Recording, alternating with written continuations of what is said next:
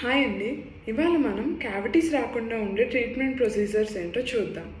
సరే, మేము డాక్టర్సా కాదా అనే డిస్కషన్ పక్కన పెడితే, hi, this is doctor Swapnika from CS dental hospital, Nallagandla. ఈ డెంటల్ క్యావిటీస్ అనేవి అందరిలో కనిపించే ఒక చాలా కామన్ ప్రాబ్లం అండి. ఈ క్యావిటీస్ అనేవి కొంతమందిలో చిన్నగా ఉంటాయి, కొంతమందిలో పెద్దగా ఉంటాయి. ఈ క్యావిటీస్ అనేవి ప్రివెంట్ చేయడానికి చాలా ట్రీట్మెంట్ ఆప్షన్స్ ఉన్నాయండి. కానీ దాంట్లో డెంటల్ సీలెన్స్ అనేది ఒక మంచి ఆప్షన్. ఈ సీలెన్స్ అనేవి సిమెంట్ లాంటి మెటీరియల్ అండి, ఆర్ గ్లూ లాంటి మెటీరియల్. ఇది టీత్ పైన సర్ఫేస్ మీద పెడతామండి. సో ఈ సీలెంట్ అనేది టీత్ పైన సర్ఫేస్ని బ్లాక్ చేస్తుందండి. సో దీనివల్ల క్యావిటీస్ అనేవి ఫామ్ అవ్వవు.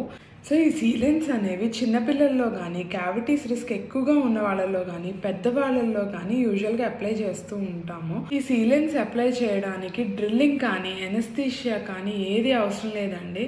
It's a completely safe, colourless, non toxic and highly effective treatment అండి. And it is also very cost effective. So ఈ డెంటల్ సీలెంట్స్, ఫ్లోరైడ్ థెరపీ లాంటి ప్రివెంటివ్ ప్రొసీజర్స్కి ఈ సమ్మర్ వెకేషన్ అనేది ఒక మంచి టైం అండి. ఈ సమ్మర్లో మీ పిల్లలు, మీరు డెంటల్ విజిట్ని ప్లాన్ చేసుకోండి అండ్ క్యావిటీస్కి దూరంగా ఉండండి. Thank you.